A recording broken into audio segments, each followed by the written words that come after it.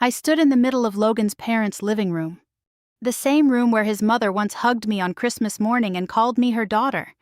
Tonight, the room felt colder, staged like a courtroom without a judge. Every chair was already occupied.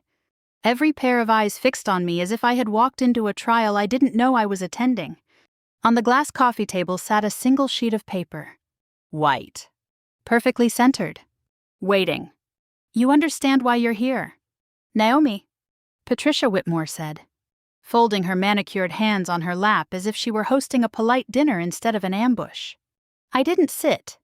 I didn't speak.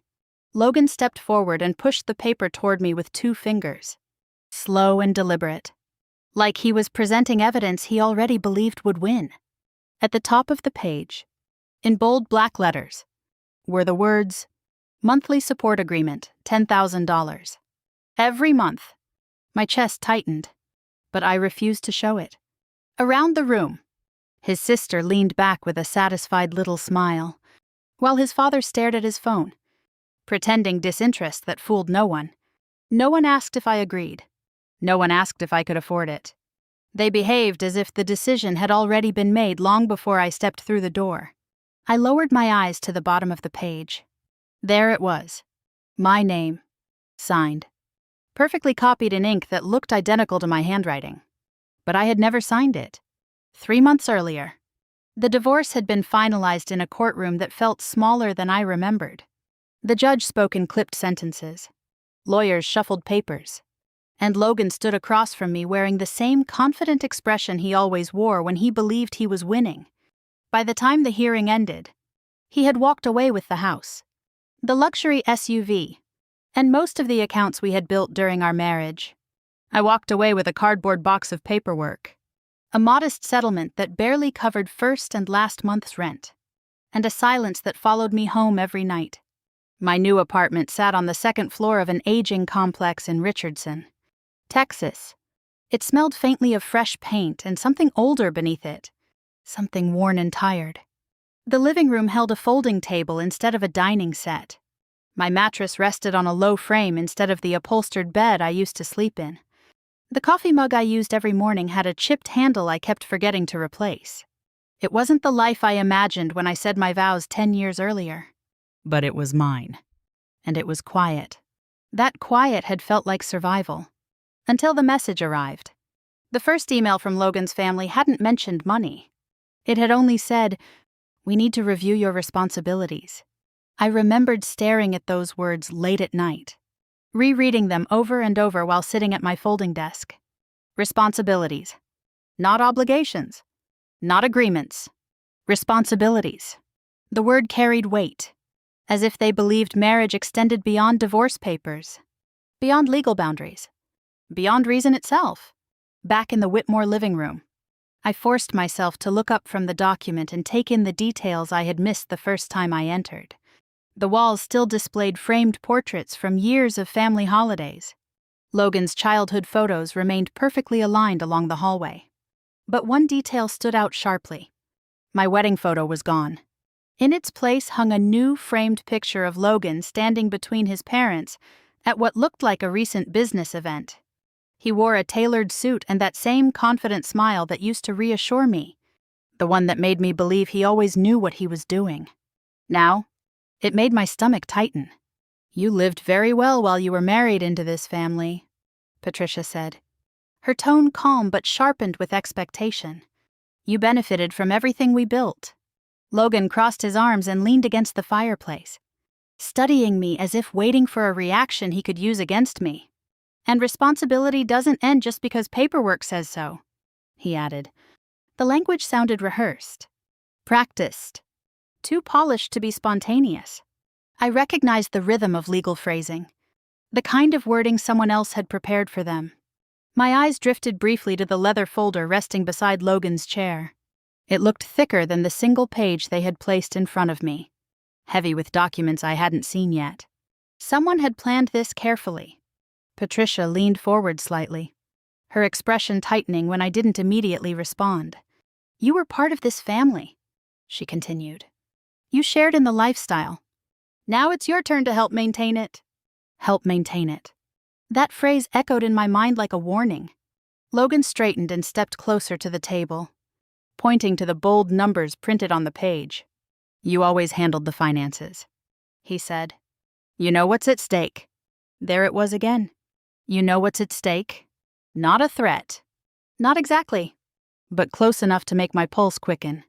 Instead of answering, I reached down and folded the paper slowly in half, then in half again, buying myself time to think.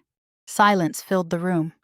They were waiting for anger, waiting for fear, waiting for me to break. I gave them neither. "Why now?" I asked finally, keeping my voice steady.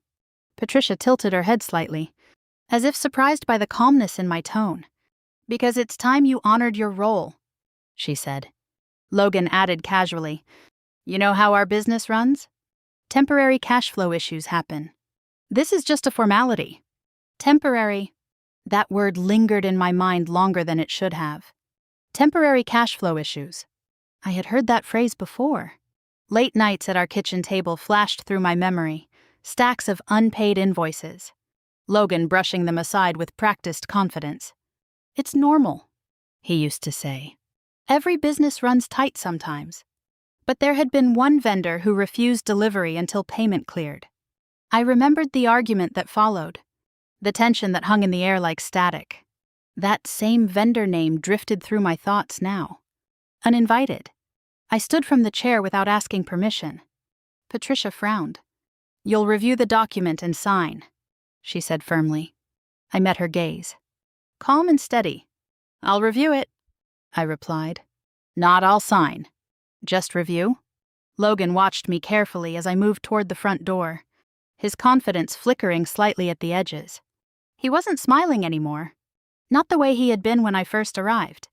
Outside, the evening air felt warmer than expected, heavy with humidity that clung to my skin. I stepped onto the walkway and reached into my purse for my car keys. That was when I saw it. Across the street, partially hidden beneath the shade of a tall oak tree, sat a repossession truck, engine running, lights off, waiting.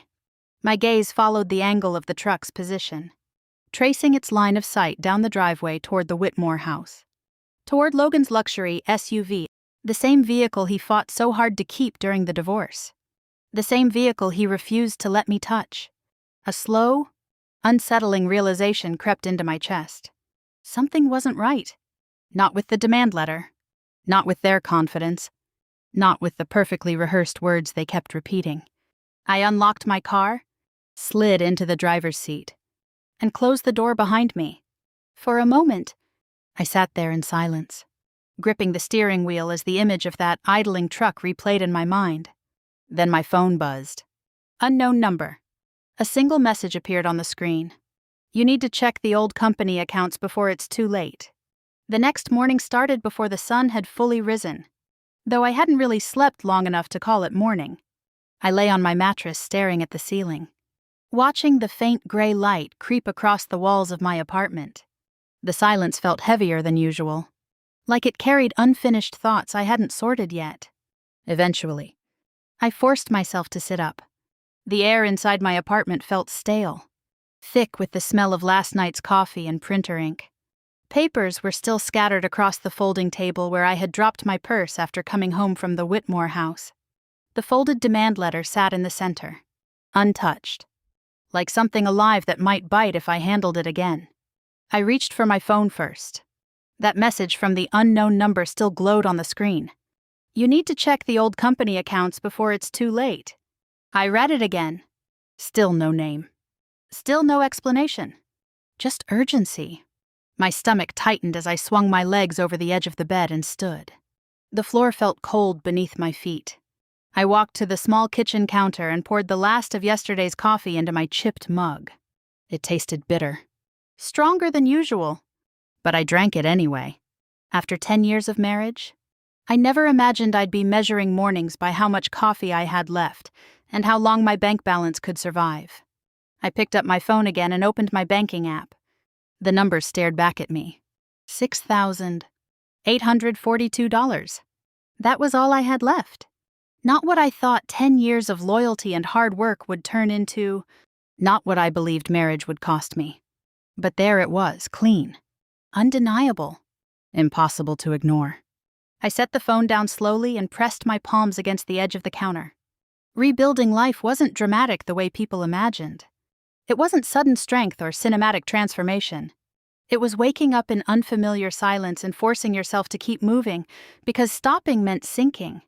By 8:30, I was dressed in my simplest office clothes, dark slacks. A plain blouse. Nothing that hinted at the life I used to live. My heels clicked against the concrete walkway outside my apartment as I locked the door behind me. Northgate Logistics sat in a narrow office park 15 minutes away, tucked between a print shop and a tax service building. Nothing about it looked impressive. No glass walls. No polished marble floors. Just a modest brick building with faded signage that had probably been hanging there longer than I cared to guess. Inside, fluorescent lights hummed softly overhead. The front desk smelled faintly of toner and dust. Paper stacks lined the walls like towers waiting to collapse.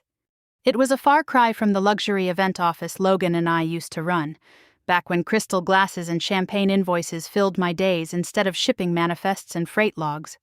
Still, it was steady work. And right now, steady mattered more than glamorous. I logged into my workstation and began entering shipment data into the system, fingers moving across the keyboard automatically. For a moment, the rhythm felt comforting, predictable numbers, repeatable tasks, something I could control. Then my hands paused. Without thinking, I had typed a vendor code I hadn't used in months, a code from Logan's company. I stared at the screen, my chest tightening slightly. Muscle memory. Even after everything, my hands still remembered the systems I once managed. I erased the entry quickly and forced myself back into the task at hand. But my mind refused to settle.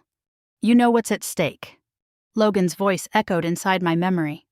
Calm and confident, like he still believed he held every advantage. And that message: check the old company accounts. Before it's too late. By lunchtime. The words had repeated so many times in my head that I could barely focus. I packed my sandwich into my bag and stepped outside, walking towards Solano Corner Cafe 2 blocks down. The cafe was small, warm, familiar, the kind of place where people lingered over coffee instead of rushing through conversations. Elena was already sitting near the window when I walked in, her dark hair pulled into a loose ponytail, laptop open in front of her.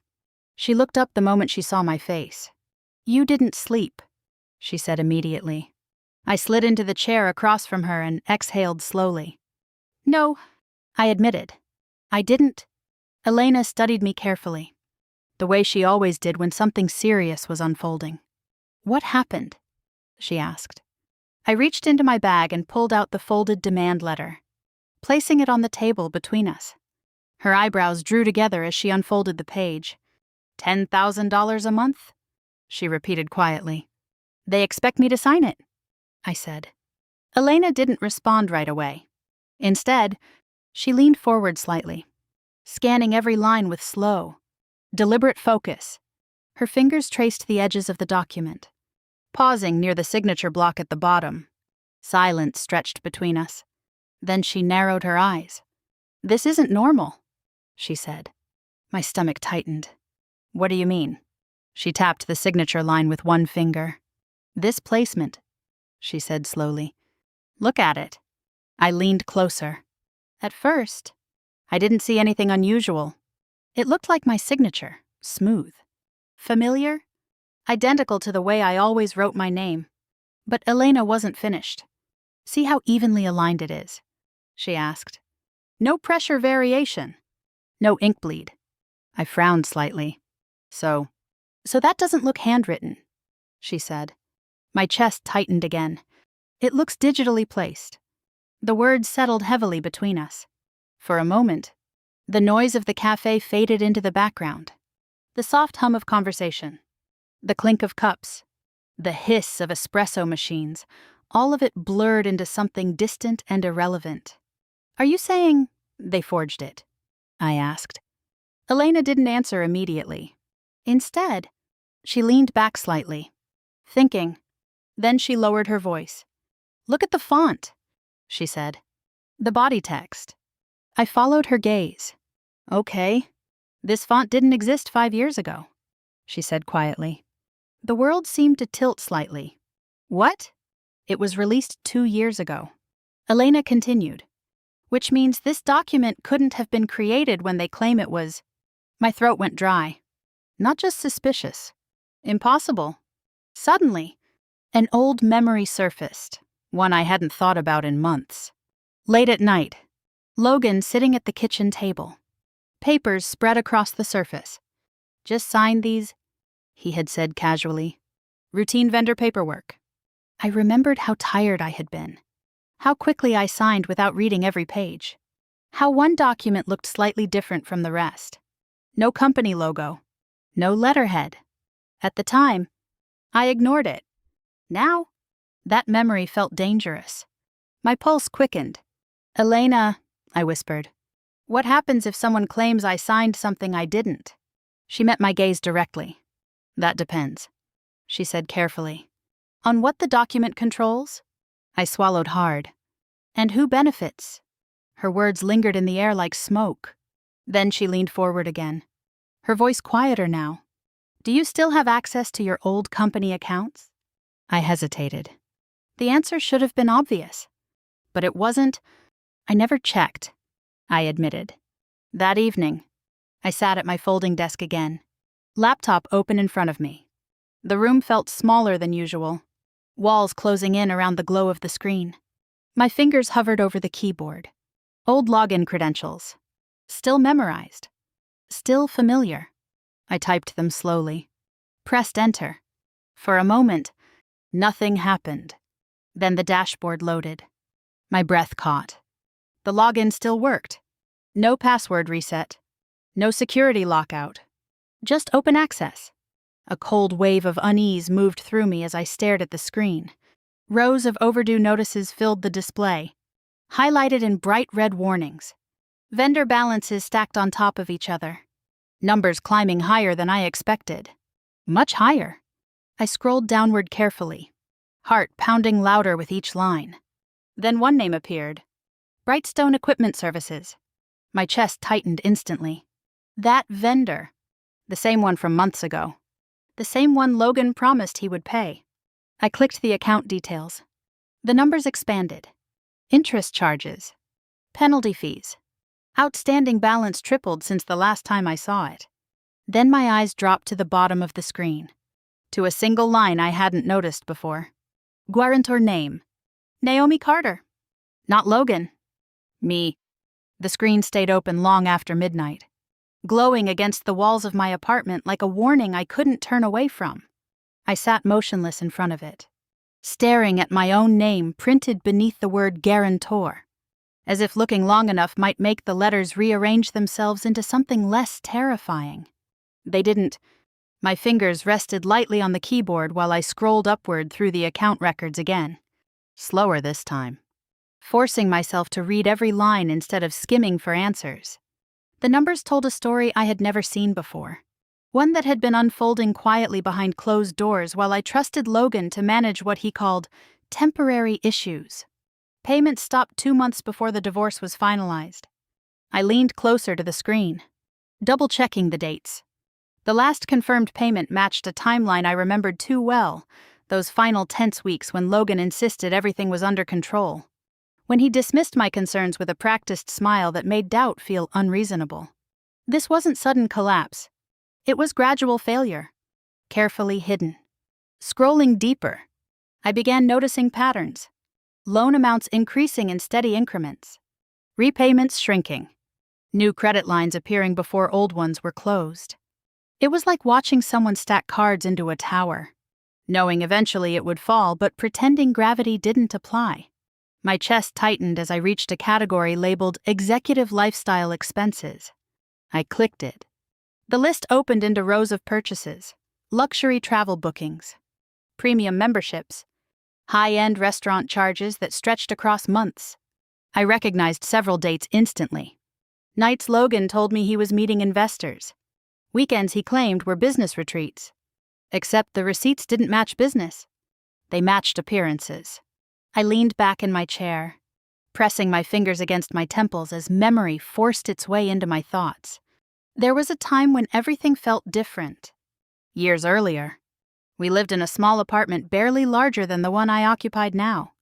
Logan spent long nights building his company while I worked steady hours to keep bills paid on time. Back then, every expense mattered. Every dollar required explanation. Just until things stabilize, he used to say, kissing my forehead when I handed over another payment receipt. I believed him. I wanted to believe him, but stabilization never came.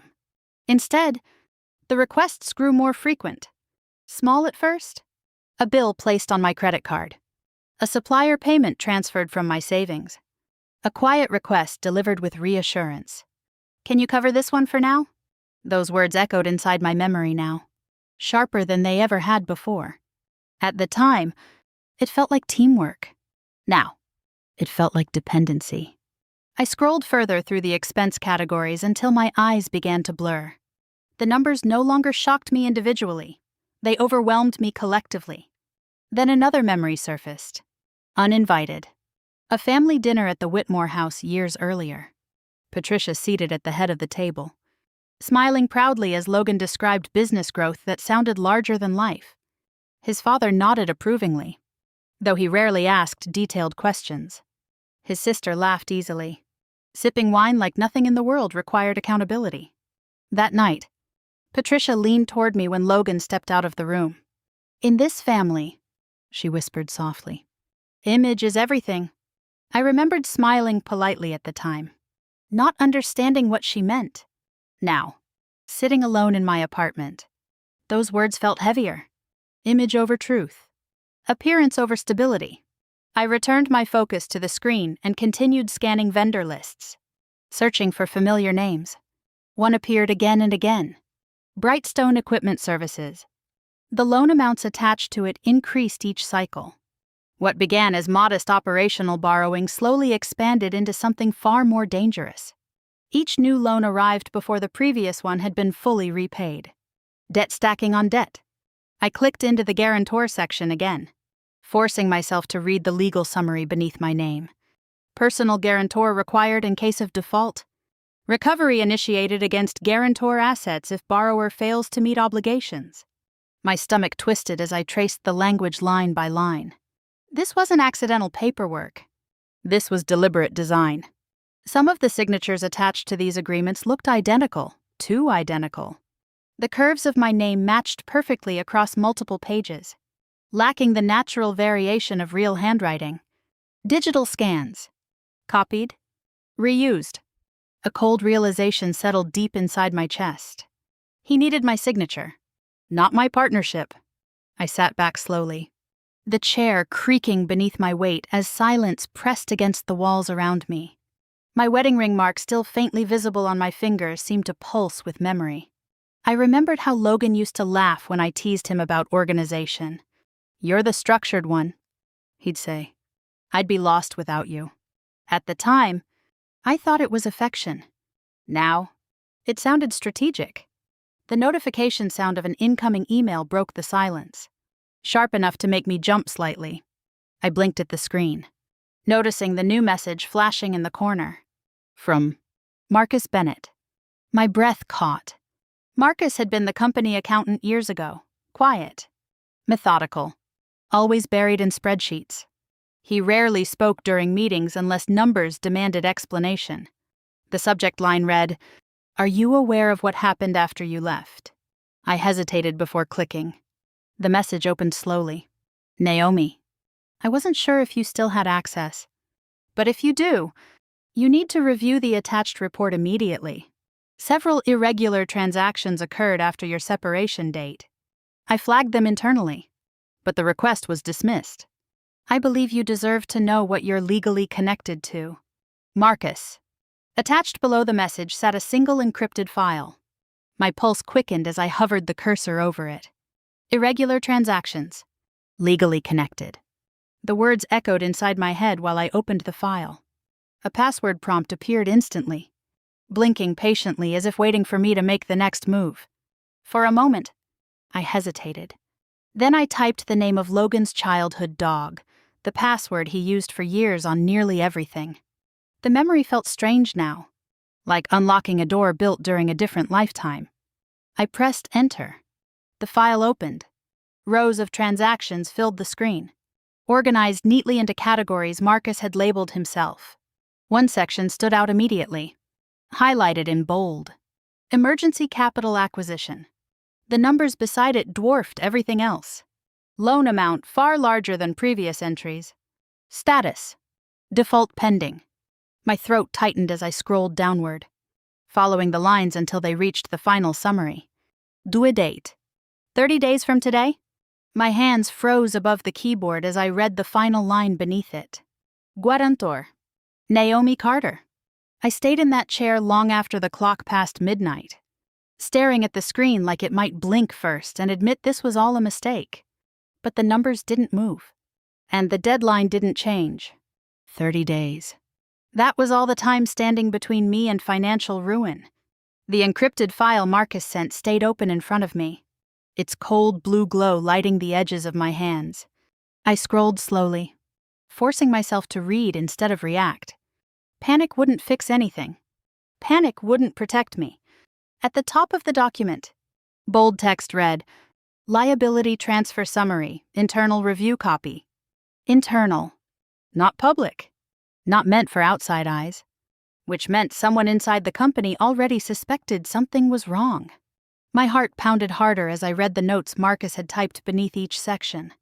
He had highlighted timestamps, flagged unusual approvals, and circled entries that didn't align with normal business hours. Loan initiation. Approved at 2. 14:00.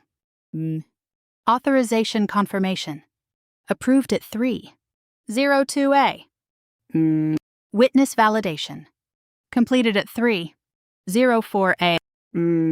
I stared at the timestamps, my mind running through memories of those late nights. At 3. 00A. I was always asleep. I wasn't reviewing documents. I wasn't signing contracts. I wasn't even awake, which meant those approvals had never been mine. A chill crawled up my spine as I scrolled further into the report. Each section revealed the same pattern. Logan initiated loans under company authority. The liability transferred automatically to my guarantor profile, and approval confirmations appeared under my name, clean. Identical signatures placed exactly where they needed to be. Too perfect. Too identical. Not human. Not real. I leaned forward, gripping the edge of the table as I examined the signature blocks more closely. Every curve of my name looked flawless, lacking the slight variations that came naturally when writing by hand. The ink thickness stayed identical across documents created months apart. Copied, not written. My stomach tightened. This wasn't sloppy desperation. This was planning. The timeline section broke the activity into stages, each labeled with precise detail. Stage 1. Operational loans. Small borrowing amounts used to maintain basic services. Stage 2. Vendor expansion. Moderate loans issued to extend credit lines. Stage 3. High-risk capital. Large borrowing requests supporting aggressive spending. Each stage bigger than the last. Each one riskier. Each one leaning heavier on my name. I exhaled slowly, pressing my fingers against my temples as memories pushed forward again. Late nights at the kitchen table. Logan spreading paperwork across the surface, flipping pages too quickly for me to read. Just sign here, he'd say, tapping the signature line. It's routine. We don't have time to delay this. Back then, urgency felt normal. Business always seemed urgent. There was always another deal, another client, another reason to rush. Now, those rushed moments felt deliberate, engineered. I remembered one particular night when I questioned a missing company watermark on a document. Printer error, Logan said casually. I signed anyway. Trust made mistakes easy. Scrolling deeper into the report, I reached the final liability section. The legal language looked dense, intimidating, layered with terminology designed to discourage casual reading. But this time, I forced myself to slow down. Line by line, word by word, until one clause stopped me completely. Personal Default Recovery Clause. I reread it twice. If the borrower fails to meet payment obligations, recovery actions may be initiated against the guarantor's personal assets. Personal assets. Meanie. The air inside my apartment suddenly felt thinner. I leaned back in my chair, staring at the wall as the reality settled deeper. Divorce didn't free me. It trapped me. Logan hadn't just walked away with property and accounts. He had left me holding responsibility for debts I didn't even know existed. My phone vibrated suddenly against the table, pulling me back into the present. I grabbed it quickly, seeing Marcus's name appear on the screen. I answered immediately. Marcus. His voice sounded tense but controlled. I figured you'd open the file tonight, he said. I did, I replied, swallowing hard. You were right. None of this looks normal. There was a brief pause before he spoke again. I tried to raise concerns months ago, he admitted. But leadership shut it down. Said everything was under control. Leadership, meaning Logan. After you left, Marcus continued. The borrowing increased. Larger amounts. Faster approvals. My grip tightened around the phone. He accelerated. Yes, Marcus said quietly, like he knew something was coming. I stared back at the screen, scanning the final section again. What happens if he defaults? I asked. Marcus didn't hesitate. The lenders pursue you. The words landed like a weight against my chest. They don't wait for emotions, he continued. They follow contracts. Contracts. Signatures. Proof. I closed my eyes briefly, forcing myself to breathe steadily. Marcus, I said, my voice quieter now. Is there anything else I haven't seen? Another pause. Then, yes. I heard the faint clicking of keys on his end. There's one more file, he said. You need to see it. A new email notification appeared on my laptop screen seconds later. Executive Authorization Override. The file name alone made my pulse quicken. I opened it carefully, scrolling, reading, then stopping. The document displayed a corporate amendment I didn't remember signing, an ownership adjustment buried beneath layers of administrative language. I read the lines twice, struggling to understand what I was seeing. Shareholder status. Active. Ownership percentage. Minority stakeholder. I blinked. Read it again. Still active. Still valid. My ownership had never been removed. Never transferred. Never erased. A slow, unfamiliar feeling rose inside my chest. Not fear. Not panic. Power. If I still owned part of the company, that meant something Logan hadn't counted on. I scrolled further down to the final page. At the bottom, beneath legal language and procedural details, one line stood alone. Audit authority triggered upon shareholder request. I leaned back slowly in my chair, staring at the words as realization settled over me. I wasn't powerless. Not completely. For the first time since the divorce, I felt something shift deep inside my chest, something steady, something sharp. I whispered the words aloud, barely louder than my breath. I can still see everything. Morning came without warning, gray light slipping through the thin curtains as if the night had never ended. I hadn't moved from the chair. The laptop screen still glowed faintly in front of me, the audit authority clause sitting there like a quiet promise I didn't fully understand yet. My head ached, my shoulders stiff from sitting too long. But I didn't dare close the screen. Not after what I'd seen. Not after realizing that Logan hadn't just mismanaged money, he had positioned me as the shield between his failures and the consequences that followed. I reached for my phone, hoping for silence. Instead, a new email notification sat waiting. From Brightstone Financial Recovery Division. My stomach dropped. I opened it slowly, reading every word twice to make sure I understood correctly. Dear Ms. Carter, this notice serves as formal acknowledgement of guarantor responsibility associated with account reference number listed below. Due to repeated missed payments, this account is currently under review for recovery action. Guarantor obligations confirmed. Immediate response required.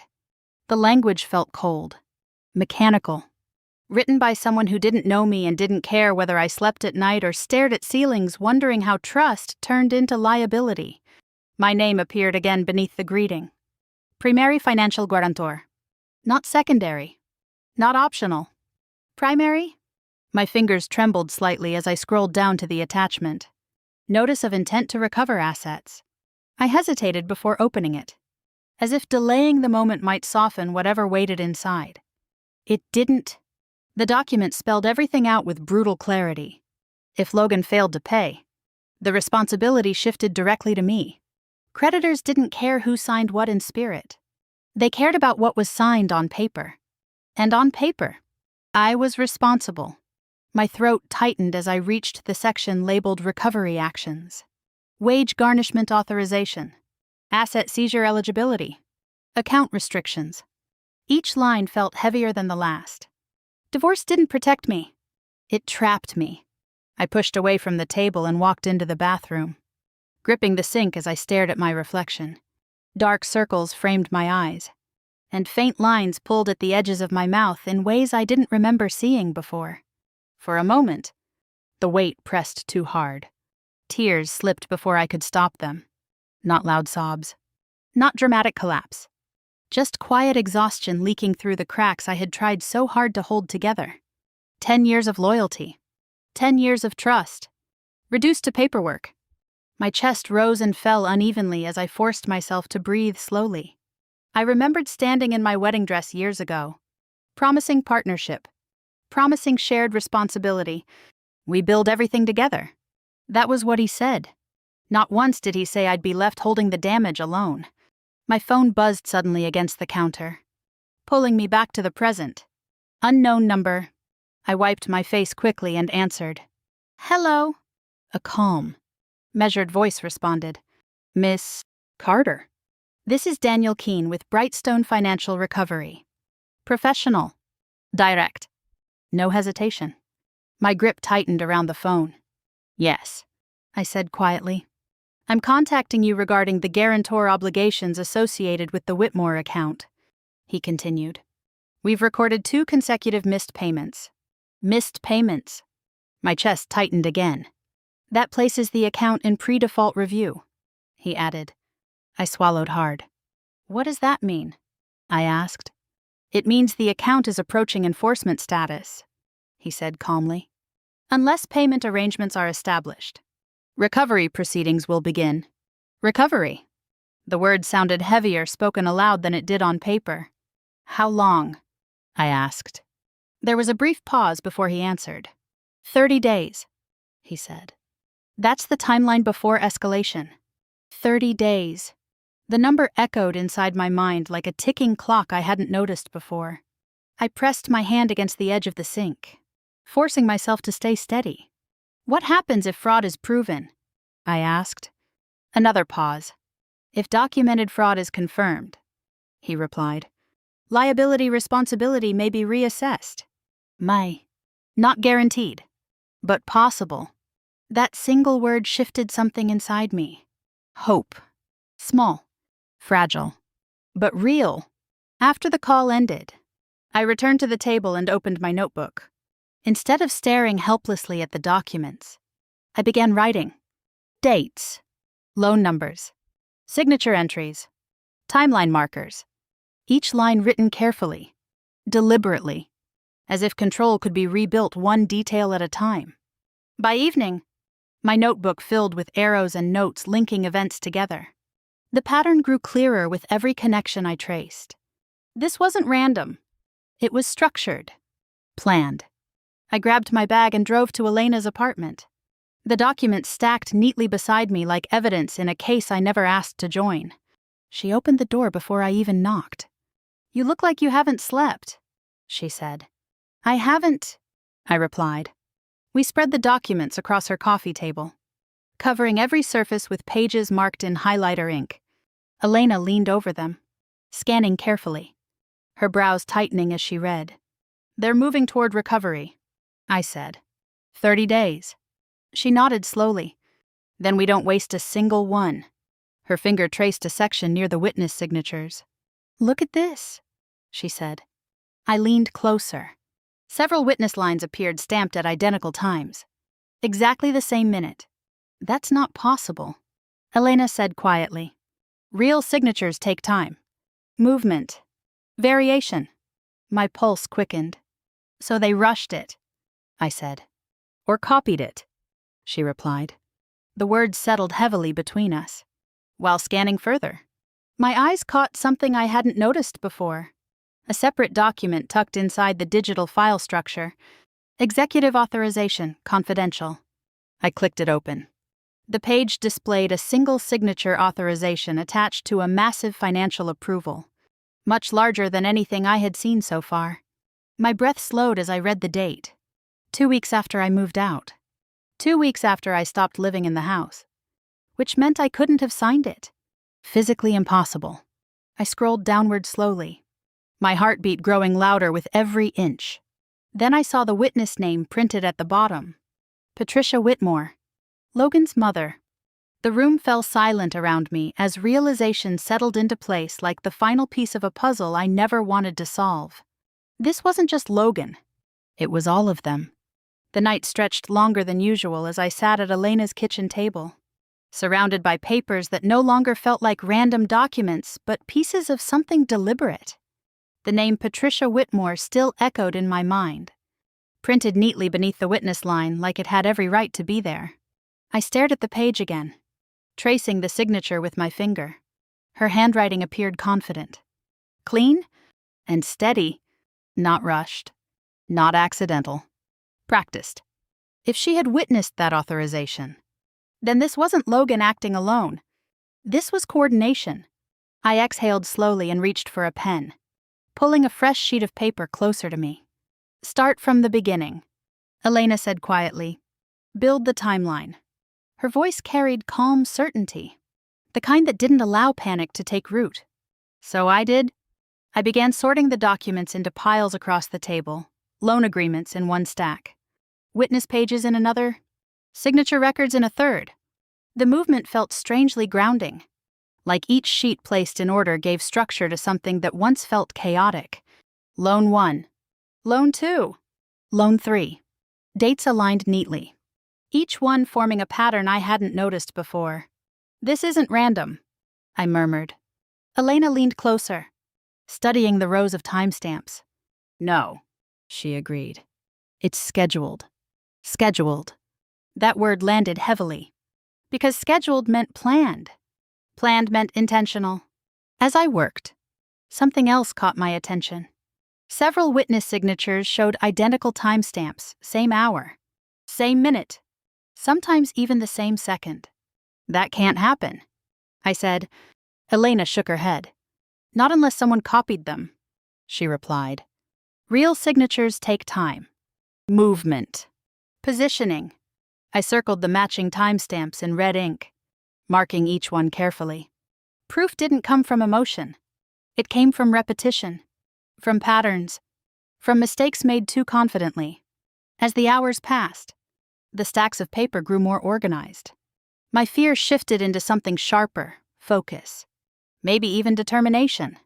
By the time we finished sorting, the table looked like a legal map of everything Logan tried to hide.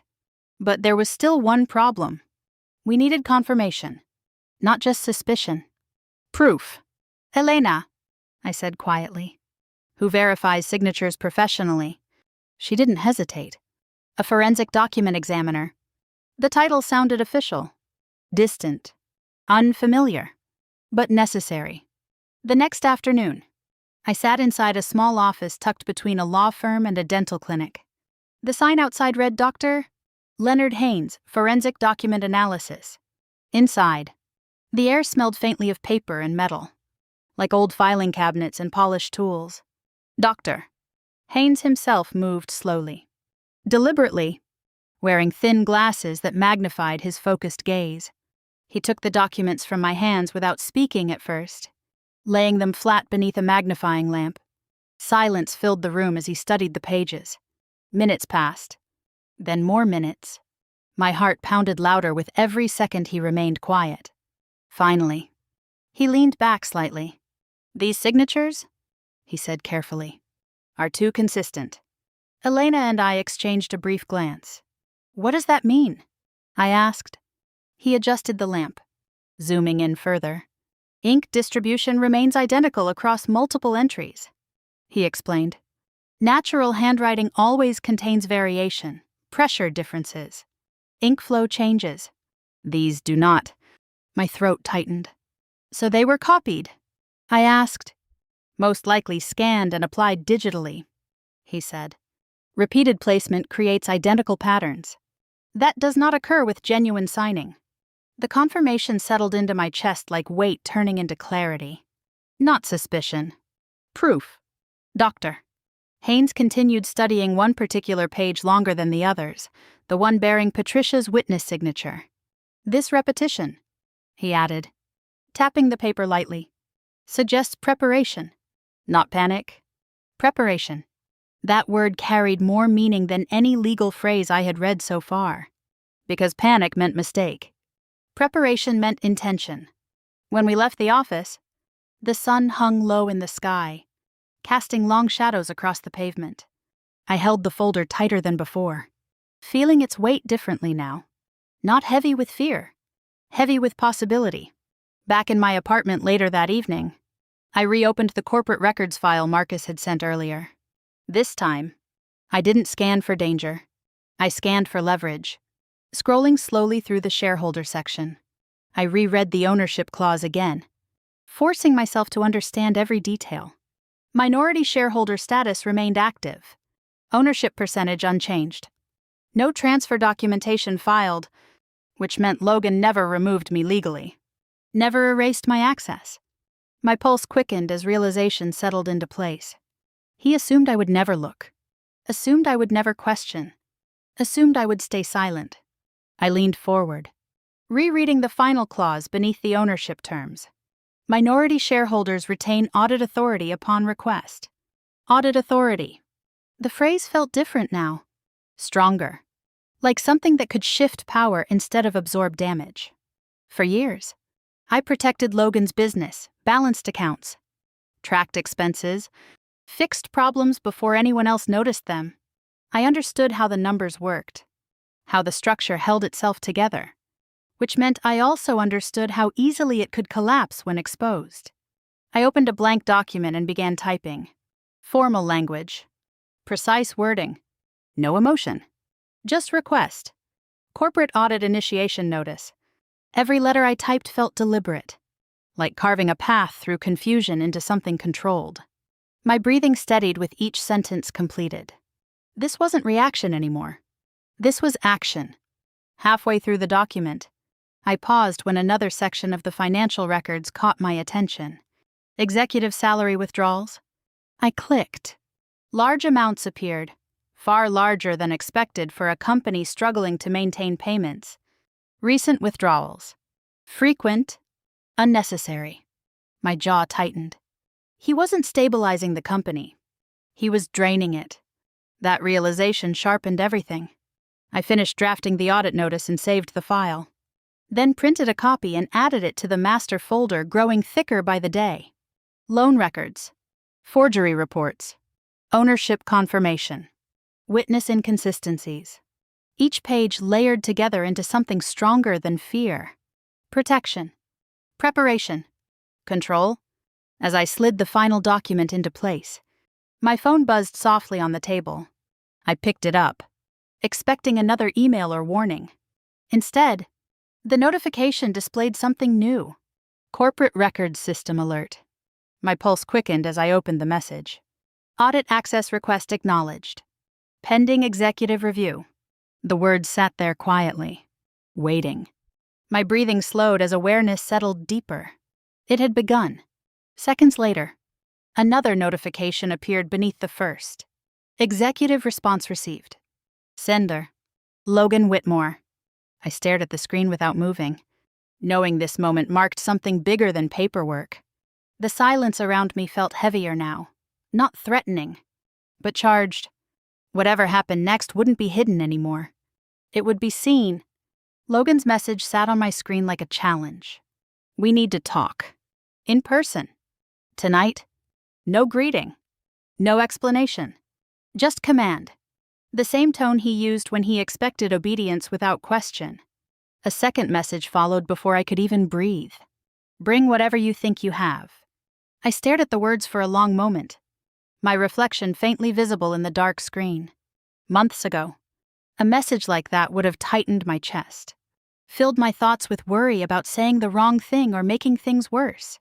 Now, something else settled inside me. Readiness. I closed the laptop slowly and reached for the thick folder resting beside it. Every document inside had been reviewed, marked, and organized, every date circled, every signature examined. The weight of the folder felt different than before, not heavy with fear, but solid with purpose. Before leaving, I checked one final page. Corporate Audit Authority, confirmed. My name printed clearly beneath the clause. Minority shareholder, authorized. Still valid. I slid the page back into the folder and locked my apartment door behind me. The hallway smelled faintly of detergent and stale air. The same ordinary scent I had walked past every day for months. Tonight, even that routine felt sharper, more noticeable. The drive to the Whitmore house felt shorter than usual, though traffic lights blurred past without memory. My hand stayed steady on the steering wheel, fingers wrapped tight enough to remind me I was still in control. When I pulled into the driveway, every light inside the house was already on. They were waiting. I stepped out of the car and paused briefly at the front door, adjusting my grip on the folder before ringing the bell. The sound echoed through the hallway inside, followed by slow footsteps approaching. Patricia opened the door. Her expression remained polished, but there was tension in the corners of her mouth that hadn't been there before. "You're late," she said coolly. "I'm on time," I replied. She stepped aside without another word. The living room looked exactly the same as the night they handed me the demand letter. Same furniture. Same arrangement. Same carefully staged atmosphere. But something felt different this time. Heavier. More strained. Logan stood near the fireplace, arms crossed, watching me as if measuring every movement. His father sat in the same chair, shoulders hunched slightly forward. His sister leaned against the armrest, her usual smirk replaced with something tighter, less confident. Everyone was already seated. Everyone except me. I walked to the center of the room and placed my folder on the glass coffee table. Logan spoke first. "You've been accessing company records," he said, his tone controlled but sharper than before. Not a question. An accusation disguised as fact. "I still have legal access," I replied calmly. His jaw tightened slightly. Patricia shifted in her seat, her fingers tapping lightly against the armrest. "You're making this harder than it needs to be," she said. Her voice sounded rehearsed again, carrying the same polished certainty I remembered from the first meeting. "You were part of this family," she continued. "You benefited from everything we built." I didn't respond. I watched them instead. Observed the subtle movements, the way Logan avoided looking directly at the folder, the way Patricia leaned forward slightly, as if trying to control the direction of the conversation. Then Patricia reached forward and slid the original demand document across the table again. The same paper. The same number. $10,000. Still waiting. "You need to sign this," she said firmly. "That's the simplest solution.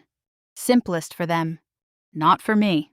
I opened my folder slowly, letting the silence stretch between us. No sudden movements. No raised voice. Just deliberate control. From inside the folder, I removed the first document.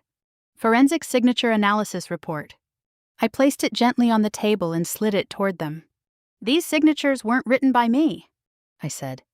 Silence followed instantly. Logan leaned forward, scanning the page with growing tension. Patricia's eyes narrowed as she traced the highlighted sections. "This analysis shows repeated duplication patterns," I continued. "Identical ink distribution. Digital overlays." Patricia's face tightened. "That doesn't prove anything," she snapped. I didn't react. Instead, I removed the second document. Loan summary timeline. Highlighted numbers filled the page. bold and impossible to ignore. I slid it forward. These loans, I said calmly, weren't temporary. Logan's shoulders stiffened. They were layered. I continued, stacked on top of each other until repayment became impossible. His sister shifted uncomfortably, glancing briefly at their father. You're not managing a business, I added quietly. You're managing debt. The room fell silent again. Logan tried to interrupt, opening his mouth as if to push back. But the words didn't come out right away. Instead, he stared at the numbers in front of him. The confidence he carried for years, so familiar, so reliable, began to fracture in ways I had never seen before. I reached into the folder one final time. The last document rested at the bottom. Corporate ownership record. I placed it slowly on the table. No rush. No hesitation. I never stopped being a shareholder, I said. The reaction came immediately. Logan's eyes widened. Patricia leaned closer to the document, reading the lines twice before looking up again. What is this? Logan asked quietly. It's proof, I replied. Proof that I hadn't been erased. Proof that I still had rights.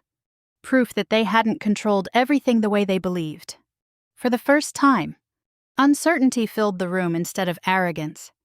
Patricia's hands trembled slightly as she adjusted the papers in front of her. Logan stared at the document like it had betrayed him personally. The shift was subtle, but unmistakable. Fear. Not loud. Not obvious. But present. Logan finally spoke again, his voice lower now. You don't understand what you've just started.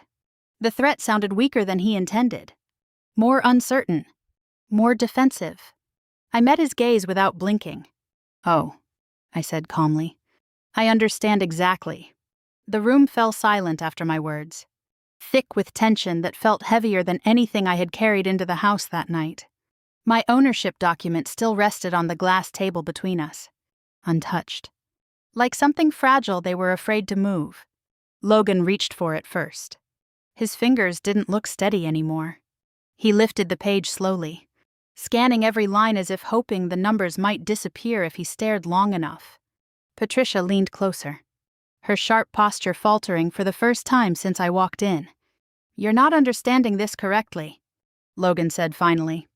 Though his voice carried less confidence than before, I didn't answer right away.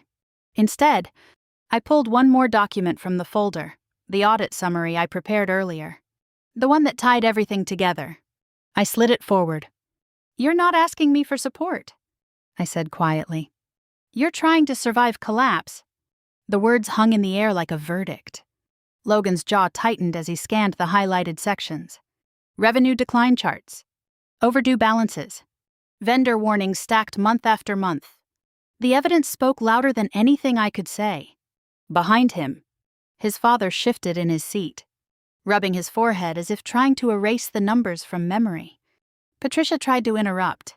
That's business fluctuation, she snapped. Every company faces temporary losses. Temporary losses don't trigger repossession notices. I replied calmly. Her expression froze. I watched her carefully, noticing the small flicker of recognition in her eyes. The same recognition I felt when I first saw the repossession truck parked across the street days earlier. You knew, I said, reaching into the folder again. This time, I placed the witness documents directly in front of her. Her signature stared back at her. Clear. Deliberate. Impossible to deny. You didn't just witness the authorization, I continued. You approved it. The room shifted. Patricia's shoulders stiffened, her lips parting slightly as if searching for a defense she hadn't prepared. Logan stepped forward suddenly. That doesn't prove anything, he said. Though his voice sounded thinner now, I held his gaze. The repetition pattern proves intent, I replied. Identical timestamps. Reused placement sequences. His father avoided eye contact entirely now, staring down at the carpet like it might offer escape. Logan's voice lowered. You don't understand business risk. I felt a strange calm settle into my chest. You didn't take risks, I said quietly. You transferred them. The words landed harder than any raised voice could have. Logan sat down slowly, lowering himself into the chair as if his strength had drained without warning.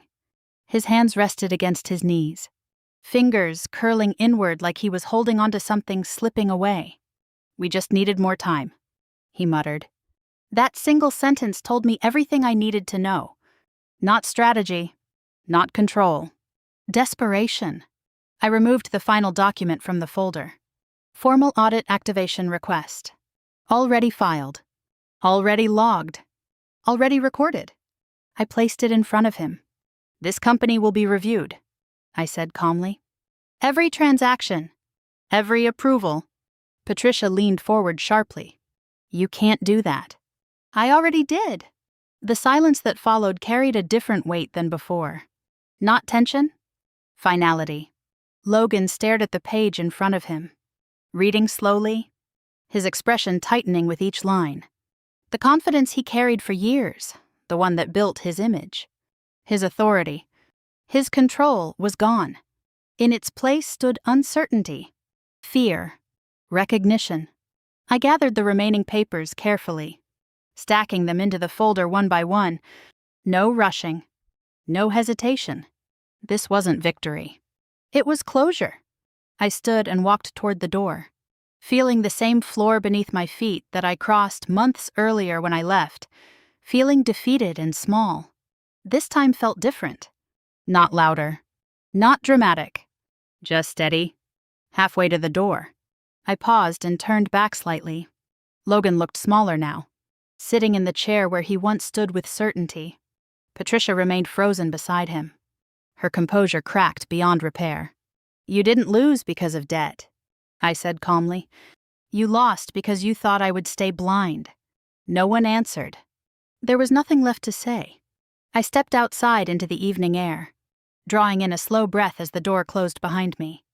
The night felt quieter than before, but not empty, not heavy, free. Weeks passed after that night, each day unfolding differently than the ones before it. The legal review process moved forward, steady and methodical. Auditors requested files. Banks reviewed contracts. Emails arrived with official language and structured timelines. And for the first time in months, I didn't feel powerless reading them. My apartment began to change too. Not dramatically, just quietly. The folding table became organized instead of cluttered. Papers that once scattered across the surface now sat neatly inside labeled folders. A calendar hung beside the wall, marking appointments and deadlines instead of reminders I tried to avoid. Control returned slowly, piece by piece. One morning, sunlight streamed through the window as I sat at the desk reviewing the latest audit update. The message confirmed what I had hoped, but didn't dare assume. Audit officially initiated. Fraud indicators under review. Liability reassessment pending. I leaned back in my chair, letting the words settle into something real. Not revenge. Justice. Not anger. Relief. For years, I believed strength meant endurance, staying quiet, trusting blindly, holding everything together even when cracks formed beneath the surface. Now I understood something different. Strength wasn't loud. It wasn't dramatic. It was patient. Prepared? Aware. I closed the laptop slowly and looked around my apartment, taking in the quiet space that once felt temporary and uncertain. It no longer felt like survival. It felt like rebuilding. And maybe that was the real victory, not watching someone fall, but learning how to stand again without needing permission from anyone else. If you've ever been told it was your duty to carry someone else's life, if you've ever stayed quiet because you thought loyalty meant silence, then you understand exactly how heavy that weight can feel. Tell me honestly, what would you have done in my place? Would you have signed that paper? Or would you have opened the file? I read every comment, every story shared. Because strength grows when we realize we're not the only ones who have been underestimated. And if you believe calm strength is the strongest kind of revenge, stay with me. Subscribe. Follow along. And don't miss the next story. Because sometimes the quietest battles create the strongest endings.